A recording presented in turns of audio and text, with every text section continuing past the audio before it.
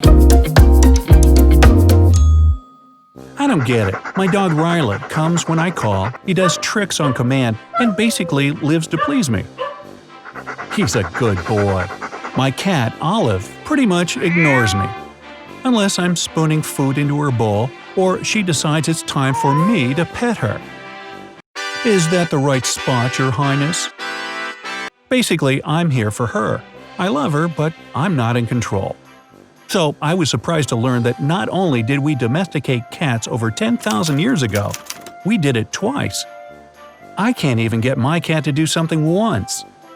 How did we convince these finicky felines to move in? We didn't. It was probably their idea.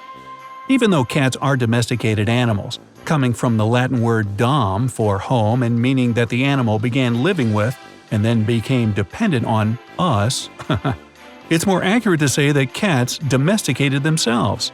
And sorry, cat lovers, but cats weren't the first animals to do so. That honor goes to the dogs.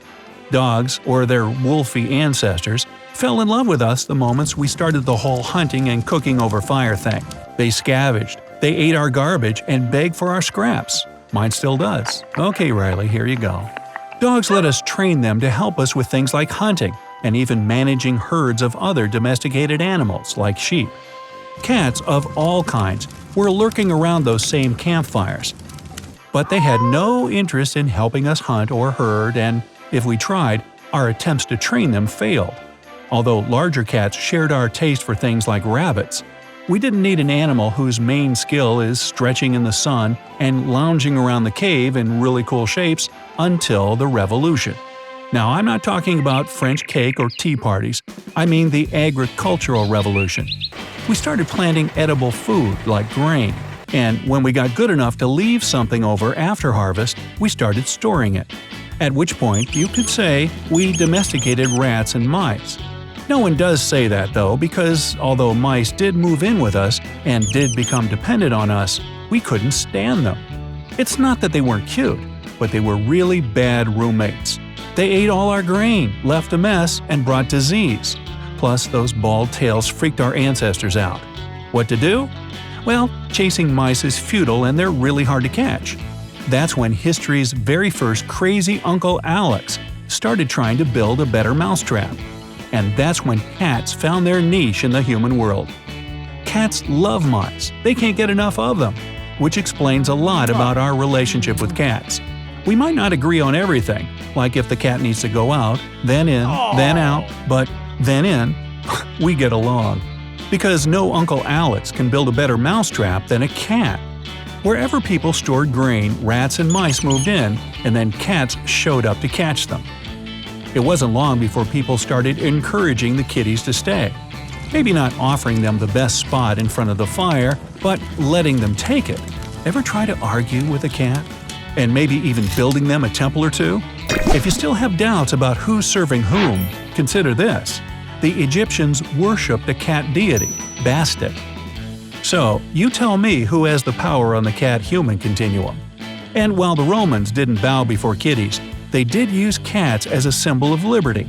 In other words, you may be your dog's master, but your cat is a freelancer. That's not the only difference.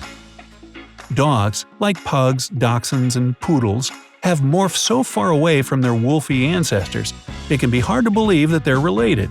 But compare a tabby cat or Felis catus to her ancestor Felis sylvestris, also called the African wild cat or Middle Eastern wild cat.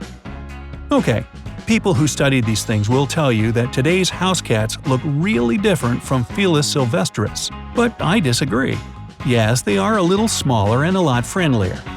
But the supposedly big difference that gets cat scientists all excited is in the stripes, which to me look remarkably, the same. Okay, I'll admit it, I mix up my plaids and mismatch my argyle socks, and I'm no scientist. But to me, the most striking thing about tabby cats and their ancestors is how much they look alike. In fact, this alikeness accounts for why we know so little about the early interactions of cats and people. Today's house cats share an almost identical genetic makeup with their wild ancestor, and one of the few ways to tell them apart is by the markings on their coats. which generally don't last long enough to be dug up in an archaeological site. Today's cats come in different colors, like orange and black and white. Some even have patches. But one type of marking you won't see in your house cat, except 2 exceptions I'll tell you about later, is leopard spots. And the variations we do have didn't come about until breeders began intentionally developing them in the 1800s. Before that, they pretty much left cats alone. Dogs were already long differentiated into recognizable breeds because, over the years, we bred them to do specific jobs – fighting bulldogs, herding shepherds, and sledding huskies. Hey, get off that sled, husky! I mean sled pulling, not sled riding.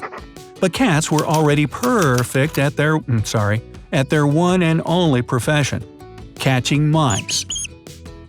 Except, maybe, to get polka dots. Every house cat today is a Felis catus, and Felis catus is not related to any leopard. So, dot-hungry breeders have crossed Felis catus with other breeds to get spotted offspring, with varying degrees of success. The Savannah Ocicat and Bengal are 2 examples. There's a debate over whether these make good pets. They're not legal everywhere, and they might not be happy in your home. I recommend sticking with Felis catus, available wherever you see the free kitten sign. Or like Olive did, show up at your house unannounced and refuse to leave, which is how she adopted me. But there was a time when dotted kitties chose to live with us. Remember, cats self-domesticated, so it makes sense that wherever we grew grain and got mice, we'd get lucky. Kitties would move in. Until recently, scientists believed that those kitties were always Felis catus. But recent excavations in the early farming village Quanhukan in central China showed that 5,000 years ago, Chinese farmers enjoyed the company of Quanhukan cats.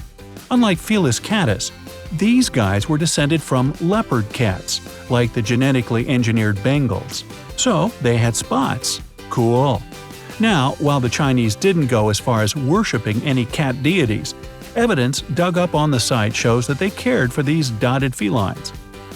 While the cats clearly ate grain-feeding rodents, the farmers fed them as well.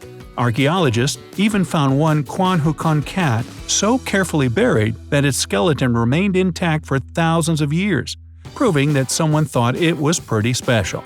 So, what happened to the Quanhukan cats? No one really knows. Cats have always been mysterious. Some people think that when those farmers started trading, they learned about Felis catus and kicked out the Quanhukan kitties in favor of today's tabby.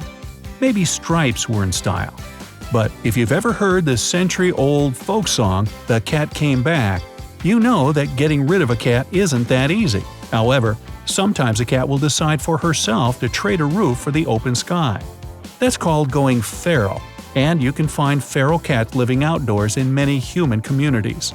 I'm inclined to agree with the scientists who think that, for reasons of their own, Quanhukan cats de-domesticated themselves, which just means they went feral and then took it a step further all the way to wild. Today, cats are the most popular pets in the world. People in the US alone love nearly 75 million of them. And these petable pest controllers think we're the cat's meow. They choose to be with us. Well, I'm so flattered. Hey, if you learned something new today, then give the video a like and share it with a friend. And here are some other cool videos I think you'll enjoy. Just click to the left or right, and remember, stay on the bright side of life.